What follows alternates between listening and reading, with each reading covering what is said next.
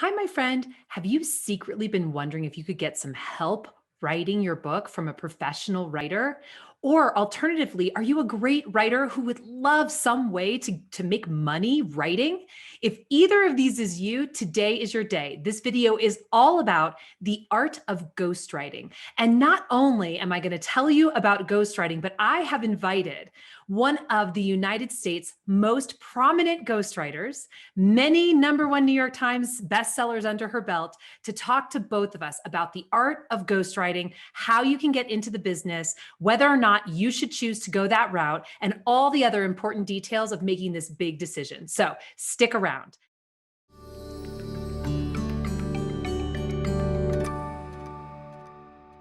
My name is Kelly Notaris. I have been an editor for over 21 years, working at some of the largest publishers in the United States. And now I bring all of that wisdom to you right here on this YouTube channel for free. So be sure to click the subscribe button and the little bell so you never miss a video. I'm also the founder of KN Literary Arts. We are a full service editorial studio. We can help you every step of the way on the journey, including pairing you with the right ghostwriter for your work. So please visit us at knliterary.com. All right, without further ado, I am so excited to bring you Michelle Burford, one of the United States' most prominent ghostwriters. Here we go. All right. Hi, Michelle. Thank you so much Hey, for being good to here. see you. Yes. It's such a good thing to see you. And I was trying to figure out how long we've known each other. And really, it goes back to when Many you were years. at, right, you were at O Magazine. I was at Hyperion. We were That's trying to right. put together a book situation with Oprah. It did not That's right. happen, but Right. out of that, we got connected. And then That's we right. kind of, I think we left in I a mean, that must similar be time. like 10, 15 years ago It's now, at been, least. Yeah. I want to say it's probably like 14 or 15 years ago. Yeah, I Yep. think so. Because I left, I went to Sounds True. You were there a little longer. And then when I left Right. Sounds True, you were starting to ghostwrite. So it was actually right That's at the right. same time. So it's That's right. kind of cool to see our stars rise. You're the one that got profiled in the Times, though. I'll just put that out there. We're going to talk about that in just one moment. But first, I want to introduce everybody who's watching to you. You have such an amazing resume. I want to talk about it. So Michelle Burford is a Harvard-trained writer and editor. She's based in Manhattan. She was a founding senior editor of the Oprah magazine, which, as I said, was where the two of us first met. Since then, she's co-authored 10 memoirs and 6 New York Times bestsellers. That is huge. 3 of which debuted at #1, which honestly, I don't think I've ever heard of that before. So amazing, right? She's partnered with the legendary actress Cicely Tyson, with singer Alicia Keys, the Olympians Simone Biles and Gabby Douglas, among many others. And just a few weeks before we're recording this, as I just mentioned, she had an amazing feature article written about her in the Sunday New York Times. So we're going to link to that below so you can go read it because it's a fabulous article. So all in all, Michelle is an extraordinarily accomplished writer and human being, and we are so lucky to have her to learn from today. So thank you so much for being here. Absolutely. Yeah, my pleasure. So I talked to you a little bit before we jumped on here about the fact that I really think there are 2 different groups of people who would love to know about what it is that you do. One are authors who know that they have a story to tell, wisdom, they want to write a book to support their business, etc., but they're not really writers. They're authors, but they're not Right. writers. Right. And Right. then the second group are people who are writers and want to know, can you make a living as a writer? And so I think maybe we'll start with just a little bit. I want to just hear from you. How did you make that transition from being in magazines as an editor to becoming a ghostwriter? What was that like for you? Right. Well, I really stumbled into it like many collaborators do. And I was, to be really honest, just exhausted and feeling that itch after launching the Oprah magazine, which I loved doing, but it just, required so much energy and effort that I was looking for that next thing. And I wasn't really sure what it was, but I really felt like my spirit was leading me to do something else. Mm, And what is that something else? I don't know. That's life, trying to yeah. fill in that blank and figure out what that is. And so I was talking to a dear friend that I started with in publishing. Her name is Annette Borland, and telling her, not as a colleague, but as a friend, that I was feeling a little depressed about it. And she ended the conversation by saying, "You'll find just the right thing." And then she, fast forward several months later, this was in 2012, emailed me. And the subject line was "just the right thing." Oh, that's so And she, sweet. at the time, was an acquiring editor, actually a senior vice president at Zondervan, Oh, which had just acquired Gabby Douglas's book mm, shortly after she'd won the Olympic gold medal and blazed her way into history as the first African American to win the all around title. Mm. And so Annette asked me to join the team and serve as her collaborator, with the catch of whether I could do the book in 4 weeks. 4 to 5 weeks is really what it turned out to be. So, Okay, wait, can we just like, pause? Can we just yeah, pause? And I'll just say, like, I'm usually a ghostwriting project, a collaborative writing project. We're going to talk about the terminology. I'm thinking like 6 months to a year, sometimes longer. So yeah, and that is typical. That is typical. This was very atypical. Yeah. Okay.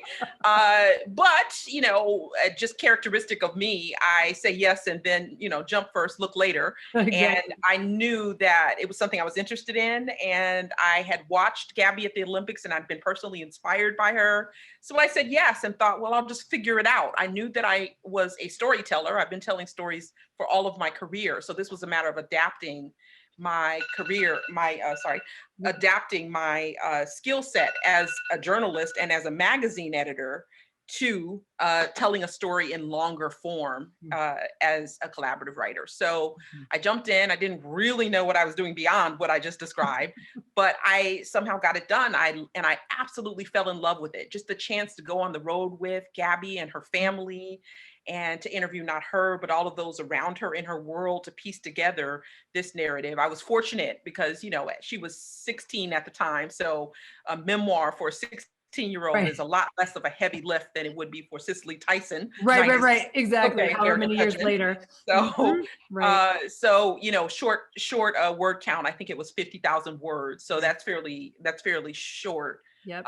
In terms of memoir length. Mhm. And so I somehow got it done. Burned the candle at both ends. Got on the road with her. Wrote all through the night in hotels, and voila, I had a manuscript.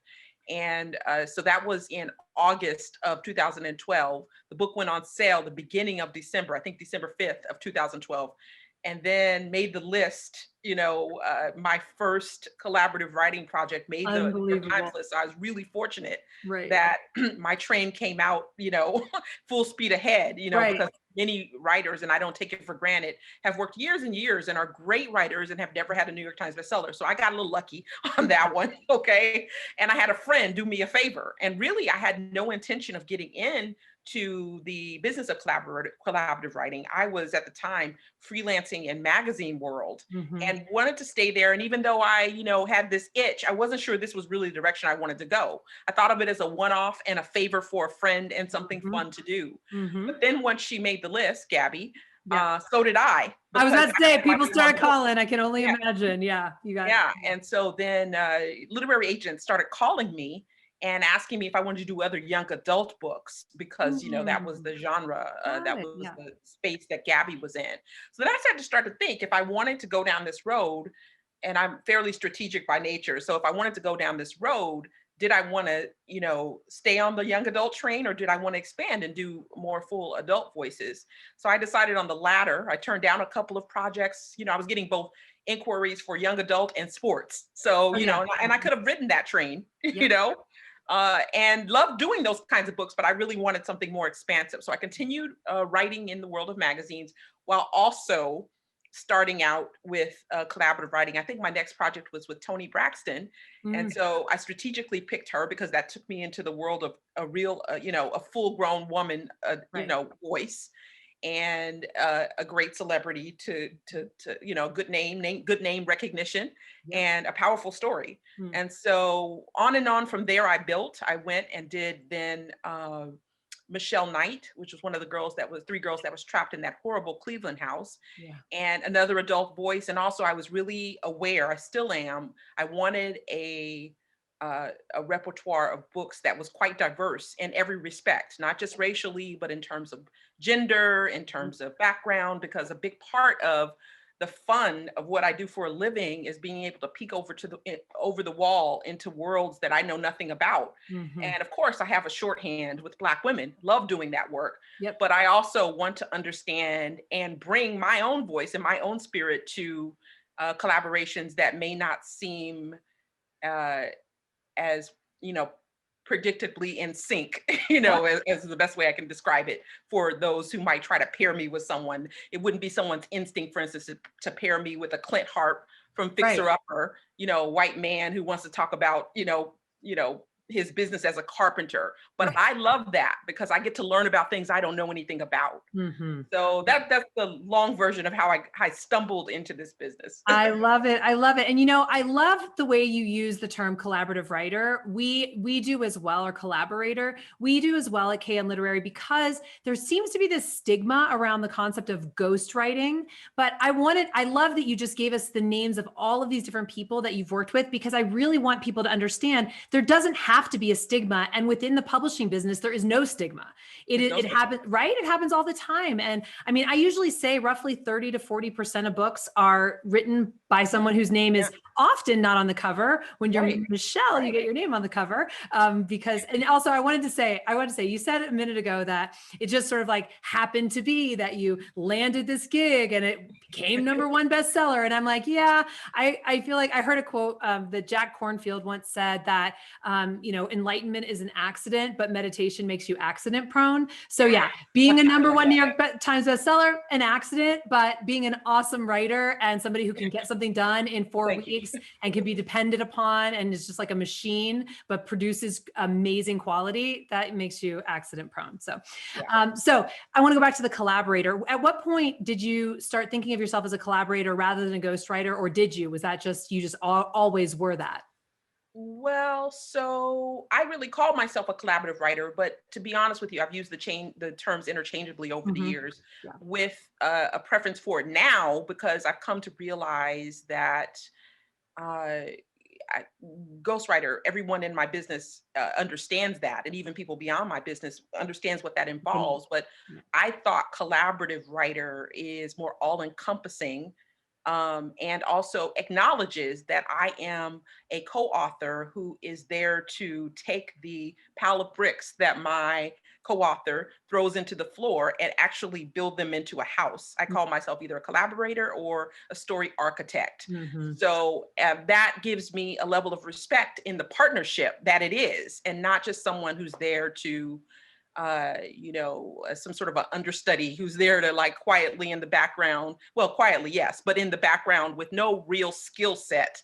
Right. 'Cause that can sometimes be the assumption is that you're basically just taking a raw transcript and sort of Right. like, flushing it into a book. And I do far more than that. I'm an interpreter. I take what I think you mean, what I may know you mean, and I shape it into a story, one that I hope is beautifully and powerfully told. So, Mhm. I'm an equal partner in that relationship. And I just think personally that collaborative writer or story architect gives me that due in a way that the term ghostwriter doesn't quite as much. But again, I use the terms, there's no shade in Right. ghostwriter. Right. I love Agreed. ghostwriters. I have Yeah. called myself one, but for the sake of what I do, I believe in, sort of speaking powerfully what you hope to be the case. Yes. Okay. And I hope to be Exactly. the Right. case You that want I to am be a seen partner. as a You full want to be a partner collaborator. in, Yeah. so how I show 100%. up is how the whole thing will unfold generally. I Okay. completely agree Yeah. with that. That's you so, know, so true. That's so true. And, when you were just talking, it brought up a question that I wanted to ask you. You were saying that you take this pile of bricks, right? So a lot of times I find that people who are writing memoir, and that's, kind of your specialty, they don't know which bricks of their own life, let's say, to put in on the page and which to leave on the floor. How do you go about, I mean, could be a hour-long conversation just on this topic, but I'm curious, how do you can make the considerations of what goes in the book and what does not? right. Well, so first of all, I establish, and there is a difference, for instance, between memoir and autobiography. Autobiography is just a strict retelling of what happened. A memoir, as I see it, is a story with a frame and a point of view. It's Mm. at its core about something. Is it about you making peace with your mother? Is it about you acquiring wealth? And once I have established what that frame is, which is Mm. what I do first, okay, Mhm. Yep. then it becomes a lot simpler to decide what fits in this frame. Everything that I decide to include has to, in some way, further the point of that larger frame, right? Mhm. So, whereas in an autobiography, that it happened is enough for it to make it onto a page. So, I am sorting through stories and seeing every story through the filter of what did I say this book was about in a sentence, Mm-hmm. you know? Yep. So, and frankly, all memoir is really, I think, at its core about discovery of oneself. I mean, that's Yes. generally the kind of memoir that I do, but each has a little bit of a shade of difference. So it's up to me as a collaborator to figure out what that is and listen closely between the lines. Sometimes I don't know until I really get in there and start doing the interviews with my co-author what that frame will be. I just know this is a famous person who wants to tell his or her memoir, his or her life story. What frame will I give it? I don't know. So I'm Mhm. listening, the pile of bricks, and another metaphor, you throw Yes. the jigsaw puzzle pieces on the table. You don't know where you'll start. Maybe you'll do the edges first.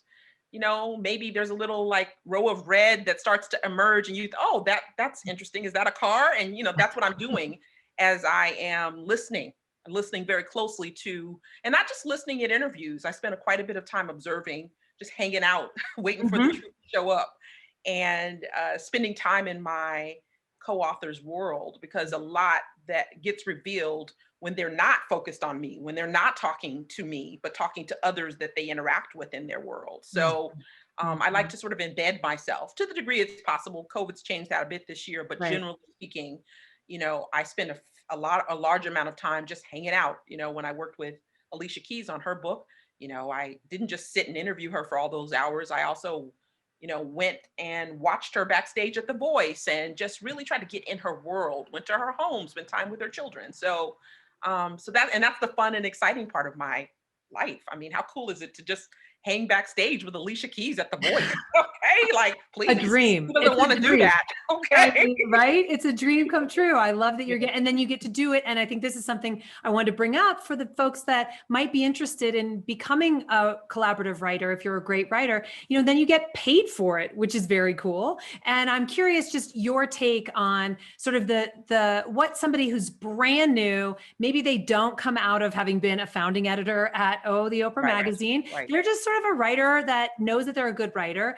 What kind of advice would you give them about pricing or how to get started, how to choose your first client, anything that comes to you? I know they'd love Right. to Well, hear. there's so many things that come to mind. Yeah. For one thing, I think just for starters, you need to really be honest with yourself whether you have the disposition for this kind of work. Mm, I think a healthy dose of curiosity about the world, the same dose of curiosity that's necessary for any journalist, is necessary here in greater measure, in fact.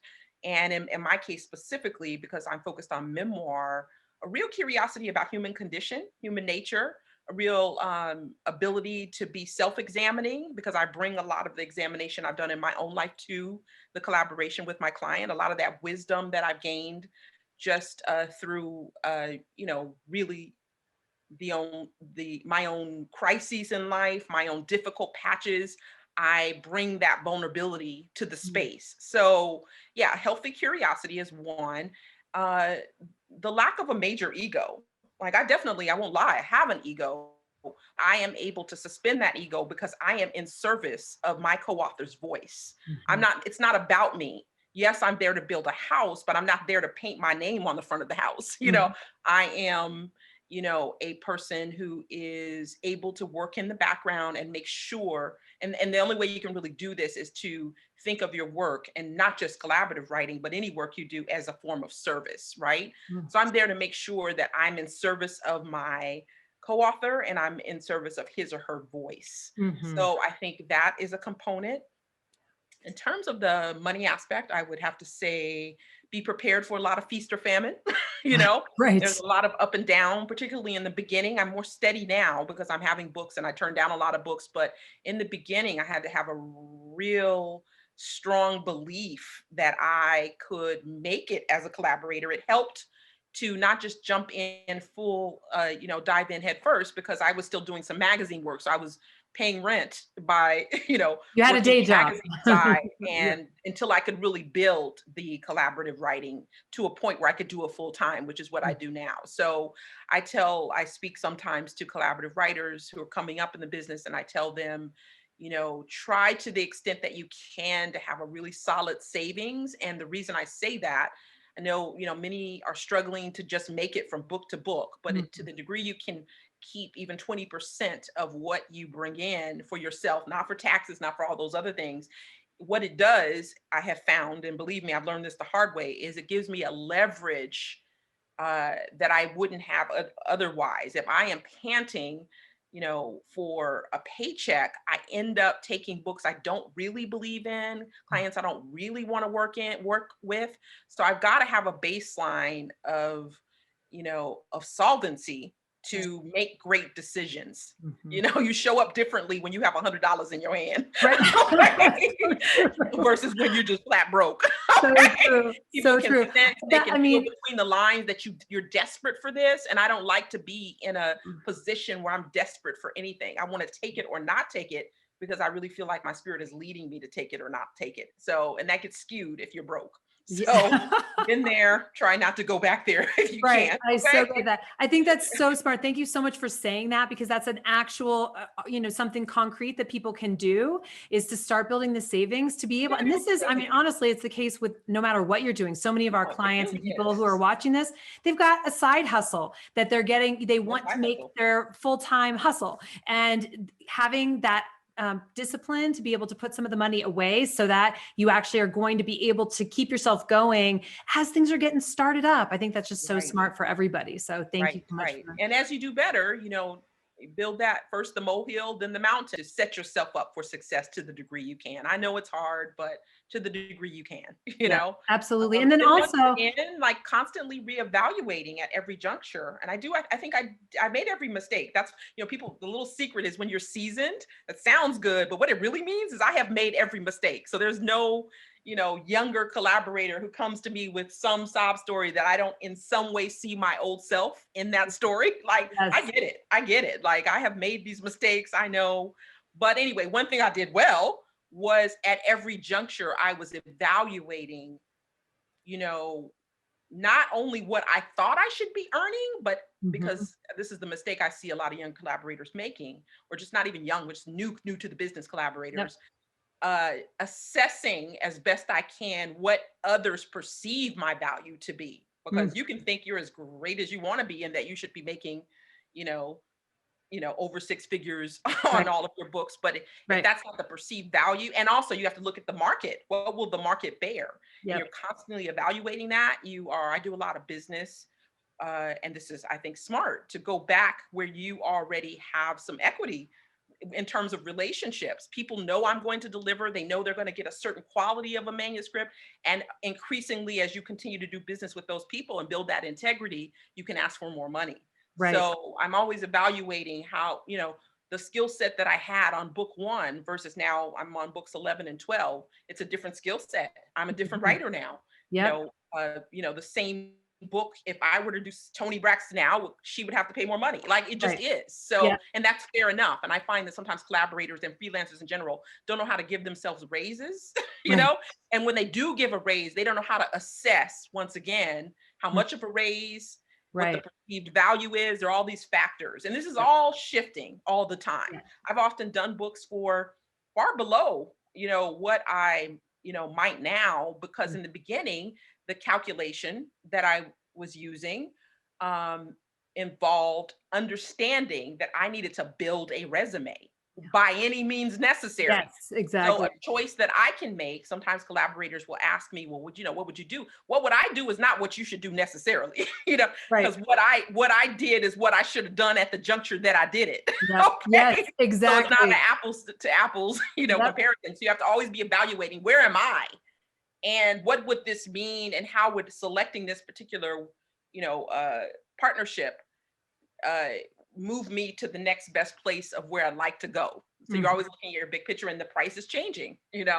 Totally. And Yeah. I'm curious, in terms of pricing, do you usually do a flat fee, or do you prefer to do some sort of a negotiated, like, part of I've done all, receipt? all of the above. I've All done the all above. every I approach every situation, as if it's a brand new ball game. Of course, I Yeah. have all of the wisdom and experience of knowing what all the different possibilities are. Right. But just because I didn't get royalties on X book last year doesn't mean I shouldn't try to sign up for them now. Right. And it also depends Exactly. on at what point I enter the negotiation. Am I on a ground floor where I wrote a proposal and I'm part Mhm. of building this house from foundation up, or did I come in late after it had already been acquired? And Yep. advances had been rendered. So there's 100 calculations, Yep. that are being That made makes all perfect the time. sense. Yep. Yeah.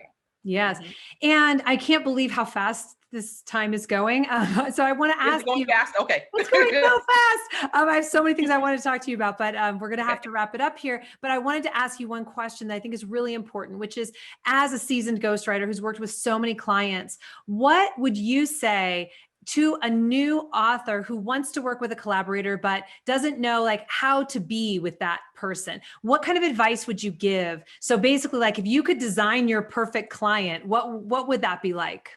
Oh, you mean if I could design the Well, if, person I want to work yeah, with or the for? person that you're going to Okay. write their book, like Oh, I how would see. you like Okay. them to show up?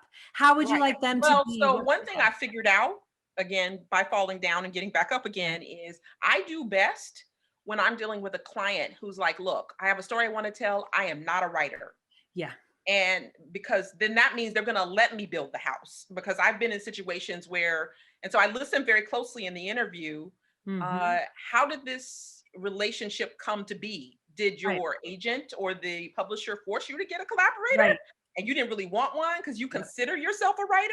Yes. And because that's a harder for me, not, and No, no, no. other I think that's collaborators universal. feel I'm going to differently, say but yeah. universally harder. Yeah, it's just hard. Universally It's much, harder. much harder. It's a push and pull, and it's not a push and pull I want to be in. You No. hired me to build a house. I know how to build a house. Yeah. So get out of my way and let me build the house. Give me the bricks, okay? Exactly. Exactly. Um, Exactly. and I Yeah. also do well with someone who will allow me to be a leader, and that's another skill set that I think you should bring. Going back to what we were talking about earlier, Right. is Yep. you're not just a writer, you're a manager of a Hmm. project, you're an entrepreneur, you're a Hmm. visionary, you're steering this ship. Yep. Show up like you Yep. are. Don't Yep. show up like, oh, and I just don't know. No, I show up powerful. Like, Yep. I'm running this joint.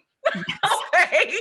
And I find that particular personalities love that, others Yeah. don't. And so Right. I'm evaluating when I'm in that first meeting, sort of the beauty pageant. Am I going to be a good fit for you? It's not just a matter of do you want me, but I know how I tend to be. I know myself well. So am I going to get on your nerves with that? Hmm. Hmm. By being Yep. a person who keeps us on schedule, who insists that we tell the truth in the book to the degree, Yes. when I mean like an emotional Oh, truth. yes. Yes. Yes. There are a Yes. lot of things that I'm going to insist on. I'll negotiate, but I'm Mhm. listening between the lines of that conversation to hear what kind of client, Yeah. I don't really love the word client, but co-author, Right. this person will be. So for me, the perfect co-author is one who doesn't consider him or herself a writer and really needs one and sees the Yes. value in that, and B, will really work with me and allow me to lead the process for them. Mhm. I love it. I think you So and I are very similar in that way. And yeah, I've had a couple of bad experiences with people who are really like, they care so much about every single word. And if you didn't use every single word just as they would have you use that word, then the whole thing falls yeah, apart. then And it so goes up. Yeah, it is a helpful thing. So those of you who are thinking about using a ghostwriter, if you actually want to write the book, try first. Try writing it yourself so you can have a felt experience of how much you really do need or not. Maybe you find that you actually can do it yourself. But if you do consider yourself a writer, it's very hard to have someone else writing in your voice. So I so agree absolutely, with that. Yeah. absolutely. Is there any last thing you want to leave us with, Michelle? I feel so grateful for your time and for the wisdom that you've brought to all of the people that are watching this. What would you say to those who are watching? Right. Well, on that point, I think one last thing that I would add is, if you want to be what I call a capital G ghostwriter, okay, Yes. meaning Yes. this is what you do. I'm not stuck being a collaborator. I've actually Right. chosen it powerfully. I'm Yes. not a frustrated writer who really wants to be writing my own books. And in its place, I'm substituting in Yep. these Yep. ghostwritten manuscripts. So I would say, really think critically before you jump in here Yeah. about what you really want. Because if your dream is really to write your own manuscripts in your own voice, you should go and do that, Yes. because it's going to be really difficult to get yourself out of the way of the Mhm. voice that needs to show up on the page. My job is to get out of the way so that the bricks can, Yes. exist as they should and not as, as they would if it were my house, Right, Yeah. exactly. Beautiful. Thank you so much for that. I think that's so important. And it really is the difference between somebody who is going to be happy as a ghostwriter or a collaborative writer and somebody who's not. So thank Yes. you so much, Michelle. Absolutely. Where can we Absolutely. find you if people want? I mean, obviously we have the link to the New York Times article below. Where else can we find you? You can go to my website, michelleburford.com. I keep it updated so you can communicate with me through that. Not a big social media girl, just by nature, but Yeah. you can reach out to me through my website if you'd like to follow what's going on in my career. Yeah. Awesome. Wonderful. Well, thank you Yeah. so, so much. You are just a star and we are so lucky to have you. And I'm just grateful that, I've run into you in this lifetime. It's a Yeah. really a Thank you, pleasure. Kel. Yeah. Yeah. It's really awesome to Yeah. talk with you. Yeah. Take care.